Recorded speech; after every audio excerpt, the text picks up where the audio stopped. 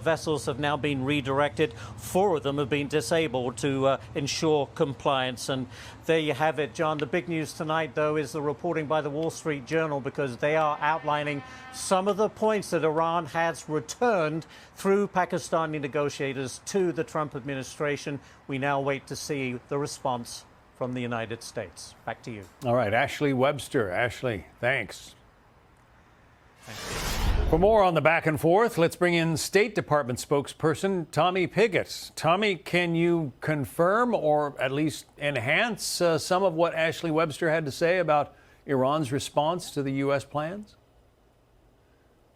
Well, look, I'm not going to get ahead of the President of the United States, but what I can do is reaffirm what has been very clear from the beginning here, and that is that the Iranian regime cannot be allowed to have a nuclear weapon. That has been clear from the beginning of this administration, even before from President Trump, who has made that very clear from the beginning. Also, fundamentally, I would point out that the decisive outcomes of Operation Epic Fury have already made the United States safer, including the decimation of their military, the decimation of their military and defense industrial capacity. So we're seeing actions from President Trump to back up what he has said. Of course, he prefers a diplomatic outcome, as has been clear from the beginning, but he is going to see his objective be fulfilled here, that the Iranian regime can never be allowed to have a nuclear weapon. They are saying, apparently, that they want 90 days to negotiate something about the nuclear material they possess or their nuclear program. It wouldn't seem that the president would be in favor of something like that.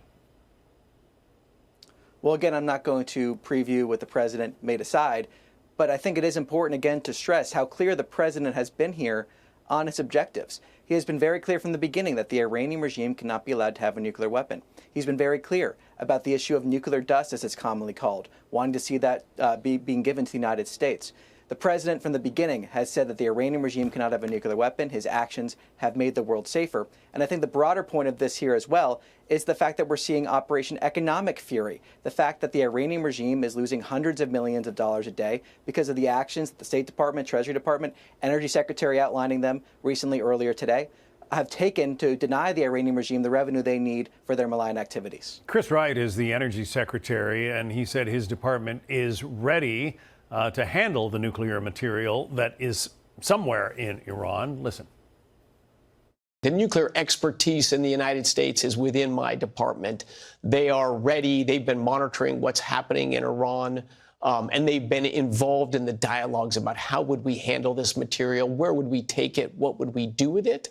But that is a critical thing. Iran has nearly 1,000 pounds of uranium enriched to 60%, so close to weapons grade, way higher than any potential commercial use of it. So a country that has, more oil than just about anybody else in the world, the president says doesn't really need nuclear material at this point. Well, 2 points here. First is we've seen an Iranian regime that for too long has not spent their vast wealth on energy infrastructure, on food for their people, on water for their people, and instead has used it on malign activities, a nuclear weapons program, funding their terrorist proxies around the region. These are all things that are being addressed by President Trump's maximum pressure policy to deny them the funds to do those malign activities. I think what's also important to point out here is the overall context of the fact that we have diplomacy from the beginning of this administration. We saw Operation Midnight Hammer. Diplomacy was opened yet again. We saw the decisive outcomes of Operation Epic Fury. President Trump means what he says. He means what he says when the Iranian regime cannot be allowed to have a nuclear weapon. Okay, so the president has said that, for all intents and purposes, Epic Fury is over, that hostilities have ended. Therefore, he doesn't need an authorization for the use of military force from Congress. But doesn't seem like the Iranians are moving. Is there going to be the likelihood of new attacks? What happens? Does he call it a new war? Well, 2 points here. First, as the Secretary of State has described, the activity we have seen recently has been defensive on the part of the United States. Of course, if we see our equities, if we see U.S. military service members, our ships come under attack, we're going to stop that. We're going to prevent that. That's defensive action on part of the United States. Of course, we're going to defend and stop any attacks on U.S. military ships. That's common sense. We're going to keep doing that, as the Secretary of State has described. What we're seeing now, though, from Operation Epic Fury is when this operation started, the president outlined clear objectives. I discussed a few of those a few moments ago. the destruction of their Navy, the decimation of their Air Force, their missile capacity, their defense industrial base. We have seen those objectives be fulfilled. So now we're seeing this blockade of our Iranian ports. We're seeing Operation Economic Fury. We're seeing the denial of hundreds of millions of dollars to the Iranian regime. But fundamentally, it comes back to this point. The president wants to see a deal here, but he will see his objective be fulfilled that the Iranian regime cannot have a nuclear weapon. The president means what he says, and he has proven it again and again.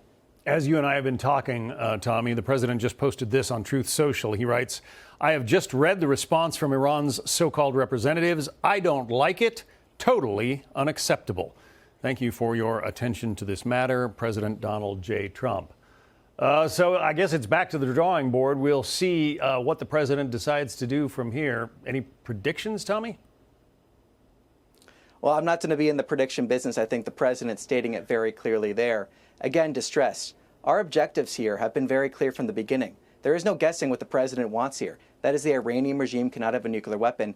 And I think another important point is we saw under the Obama administration a bad deal that gave the Iranian regime a roadmap to a nuclear weapon. President Trump is going to make a good deal for the American people that protects the United States, the world, and future generations.